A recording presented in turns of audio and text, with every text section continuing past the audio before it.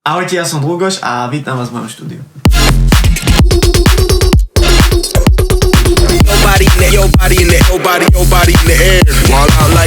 Takže začal by som asi od techniky, čo tu môžete vidieť je rozgajúca stolička, ktorú treba namazať.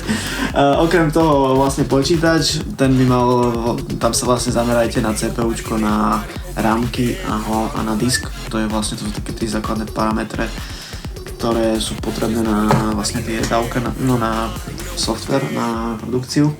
OK, ďalej je tu klasický MIDI keyboard, ktorý má vlastne citlivosť na velocity, to znamená to vlastne, že čím silnejšie to stlačíte, tým to hraje ako keby tvrdšie. Ďalej tu je klasická zvukovka, Focusrite 2.2, ktorou som úplne od začiatku, nezmenil som ju. Ďalej sú tu Rokity 6G3, s nimi som tiež od začiatku.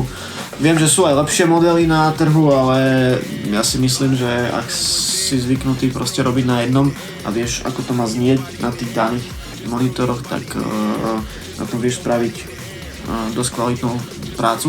Mám tu ešte taký, volá sa to Machine Micro, je to v podstate sampler, na ktorom sa dajú robiť beaty a podobné veci. Ak mám byť úplne úprimný, tak pri produkcii to až tak nevyužívam. OK, prejdeme na akustiku. Také základné veci, na ktoré by ste sa mali v štúdiách sústrediť, je vlastne perfektný trojuholník medzi vlastne reprákmi a vami, kde sedíte. To je vlastne ten sweet spot, kde by to malo hrať najlepšie, ak máte ostatné veci, ku ktorým sa dostaneme neskôr. Najjednoduchšia vec, zobrať meter, odmerať vlastne túto vzdialenosť, túto a potom tie repráky proste prispôsobovať a oddiaľovať a samozrejme čím širšie ich dáte, tým to stereo budete lepšie počuť.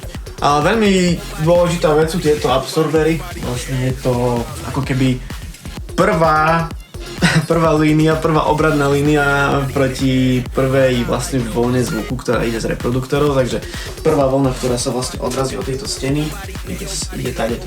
Dá sa to jednoducho tiež odmerať a videl som nejaké tutoriály na nete, ako to ľudia robia so zrkadlom, chodia po stene a ako náhle uvidíte vlastne reproduktor v zrkadielku, tak to je vlastne ten bod, kde by mal byť prvý absorber. Niektorí tam dávajú diffuser, ale je to v podstate náhle. To, čo sa ešte odrazí, ide na tú zadnú stenu, tam sa to zase pohltí a takto ide vlastne do tejto a tu mám ešte ďalšie takéto napolí diffusery, napolí absorbery, ktoré to úplne ešte rozbijú a pohltia. Čiže kľúč je v tom, aby ten zvuk, ktorý ide z vašich reproduktorov, aby sa neodrážal proste po miestnosti, ale aby ste ho nepočuli skreslený proste z reproduktorov, že by sa odrazil a išiel naspäť z tejto strany stále to stien a proste takto. Takže aby ste počuli vlastne ten reálny výsledok, tak preto sme vlastne používali tieto absorbery, ktoré sme v podstate aj vyrábali. Tieto sme vyrábali,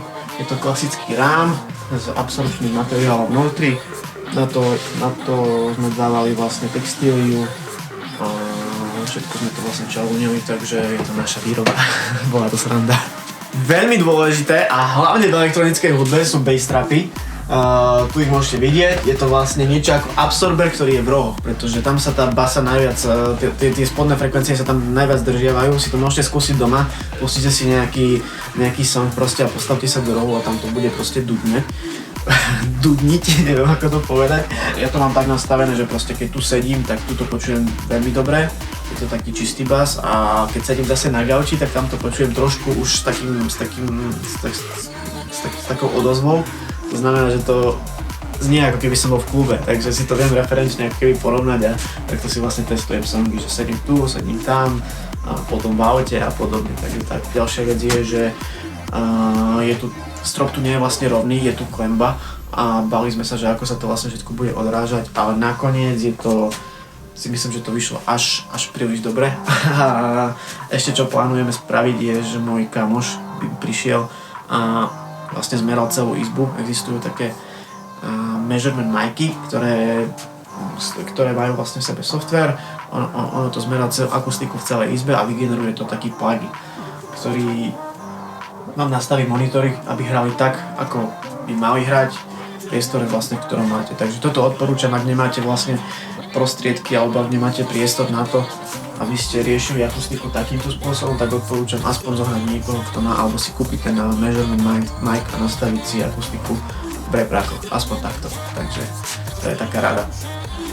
OK, toto bolo moje štúdio, dúfam, že som zodpovedal všetko a dúfam, že som všetko prešiel. V tejto miestnosti vedľa je vlastne ešte kancel, ktorý má Aďo, ten je zároveň môjim tour manažérom a tu vedľa je vlastne ešte toaleta, aj taká mini kuchynka. Takže a to je všetko. Fakt dúfam, že som všetko prešiel. Ak máte nejaké otázky, čo sa týka technickej alebo akustickej stránky alebo softwarovej, kľudne sa pýtajte a ja sa to budem snažiť odpovedať v komentároch. Aspoň tak, ako teda viem, čiže podľa môjho názoru. To je všetko, ďakujem, že ste to sledovali a ja idem ďalej pracovať.